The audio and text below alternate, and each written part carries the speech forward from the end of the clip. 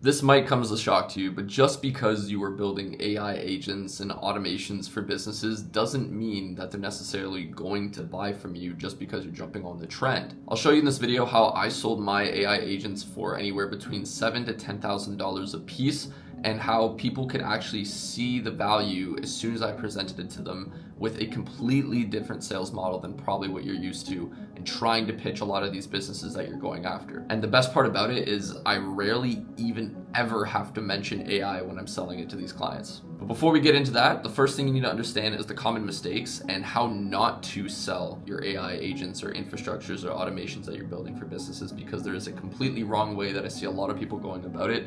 So let me show you that. All right, so the common mistakes when selling AI agents and automations, the first one's probably going to shock you a little bit, but it's actually leading your offer with AI. Now, you might be thinking, well, that's what I'm selling. I probably should start my offer with saying that I'm selling AI. Well, the thing is, this mainly applies to professional services and local businesses, but they understand that AI is becoming a thing, but they don't know it to the degree that you understand it. And the market sophistication isn't at a point where they're like running to grab AI to put it into their businesses. Not like these Fortune 500 companies or these big businesses, multi-$100 million businesses, billion-dollar businesses that are typically the first to market and putting AI into their business. These local ones that you're most likely targeting in professional service companies or coaches, consultants, agencies, these kind of people, they're a little later to the party. They don't understand the significance, and they don't really trust that it can do much of a difference just yet, right? Unless you communicate the value. So if you're leading your offer with AI, then it might be harming you a little bit if you don't know how to properly position it, which leads me to number 2, positioning. Okay, you need to position yourself as a premium service, not only one that solves, not just one that solves the same problem as everybody else. So there's a little bit of a part that comes into not just solving one specific problem. So for example, when I was selling my AI agent, the main thing was lead generation, okay? But everybody was selling lead generation. But I wasn't leading with, hey, I'm gonna build you an AI lead generation system, because the market I was selling to didn't really care that much about it. It wasn't anything that was super unique, anything I probably couldn't find out how to do on their own. But if I made it a little bit more specific and I said, hey, let's say I was going after lawyers, right? And I said, I can get you more specific personal injury leads, completely automated and put onto your calendar, completely done for you. That's something that they would be more so interested in buying, because it's super specific. The positioning also can be a little bit more premium because I specifically solved this problem. I can price it at a premium, and now I'm building something that's actually that's utility to them, that they see it as utility. It's not just AI, it's not just lead generation, it's how I'm positioning it. Plus, now that I get my foot in the door, I'm not just building a lead generation system, I need to build more on top of it in order to retain them as the client. So another example of this that I did is, and the reason why I retain clients for well over a year to 2 years, typically my retention's anywhere between a year and a half to 2 years, is because what I'll do is I start solving other problems inside of their business. So once they have a ton of leads and they don't have the time to take all the sales calls, well, then we install a sales team and we install automations in order to help make their sales process that much more fluent, and it's not a ton of time taken out of the client's day. We solve one problem, there's the next constraint, we solve that problem. All right, and you repeat this process, and you can ultimately build an entire system out of that and then duplicate it inside of other companies once you get your case study. And that's typically the way this goes, okay? Now, the third thing is to stop selling AI the way that everybody is telling you to sell it, okay? No one cares about your N8N or make automations, the builds that you're doing, and these copy and paste templates. People actually don't care, okay?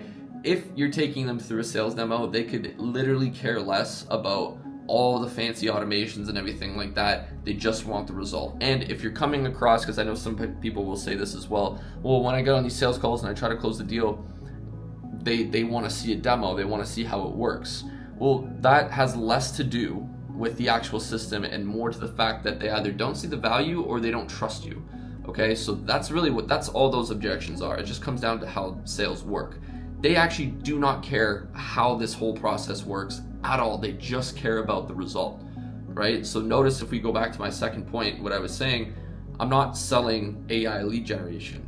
I'm selling the result. I'm selling the transformation on what it is that they want. Okay, that's ideally what you need to be selling to people. That's what they want.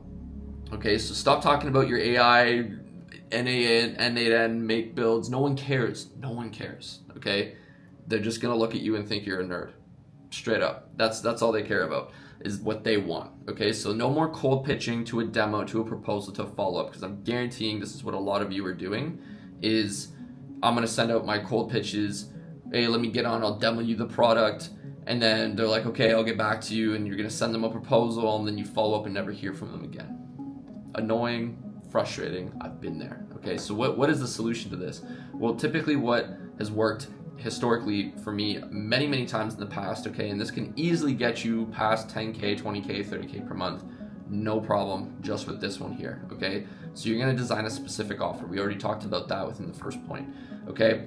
Between that, you're gonna send a asset. Okay, this is an educational asset specific to solving the problem that the client has in between the time that you reach out and then you speak to them. You're gonna take a discovery, and the way you do the discovery is you don't even talk about AI. I don't talk about the product.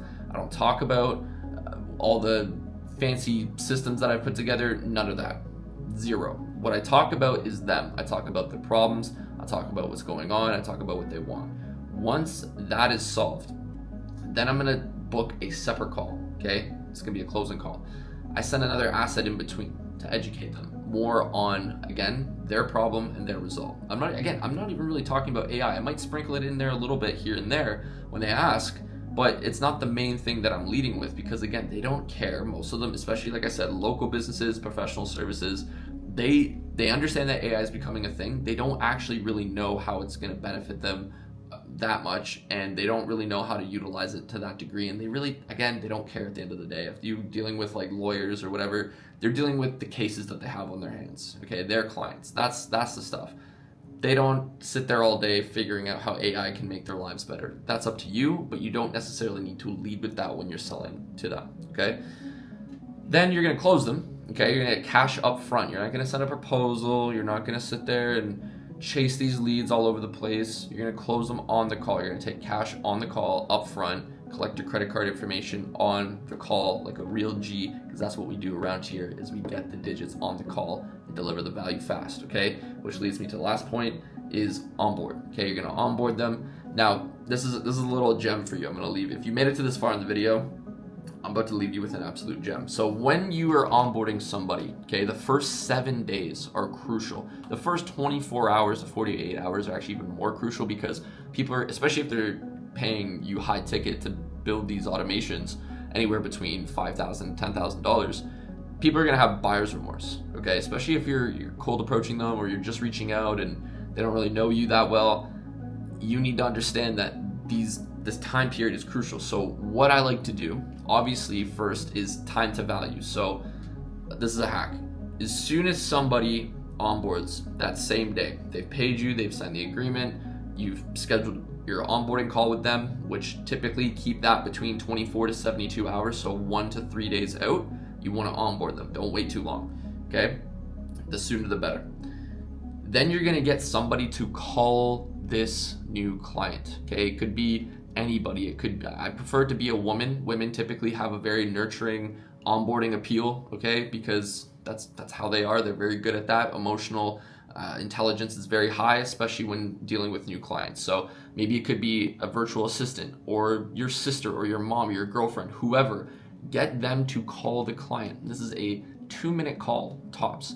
An hour after they close, call them up, and they're gonna say something like, hey, John, we saw that you just signed on. We're really excited to have you. What are you most excited about? And get them to, again, reaffirm in their mind why they're excited to work with you. They're gonna basically they're telling themselves why this is a good decision, again, even after transacting with you, within an hour of doing that, okay? And they're speaking to somebody else on your team, which is gonna look like really high status, by the way. Keep that in mind. And that's all it is. It's like a little welcome call. 2 minutes, that's all you really need, and it will carry the weight, okay? People will feel better about making the decision to work with you. Now that's after the sale, and that's before the onboarding call. The onboarding call, you're gonna make a very thorough, detailed, almost like a discovery again, but you're gonna go way in depth, obviously, to what they're working with. If you're building them workflows and automations, you wanna obviously take them through a really thorough onboarding. And then within the first 7 days, ideally, you wanna deliver. You wanna have something that's working, especially if you're in the world of AI and building automations. Like, this should be working within a week no matter what. They should, within their first 30 days, they should be, if you're doing lead generation, they should see leads. They should see interest for book calls. They should be getting book calls, okay? Given that you're good at setting offers and copywriting and marketing and all that stuff, because that's part of the game as well, all right? So that is an absolute gem. Once you get them onboarded, that's how you're gonna get them to stick around, get them to pay you a lot more money and retain clients that much longer. So that's it for this video. If you liked it, let me know. Cheers.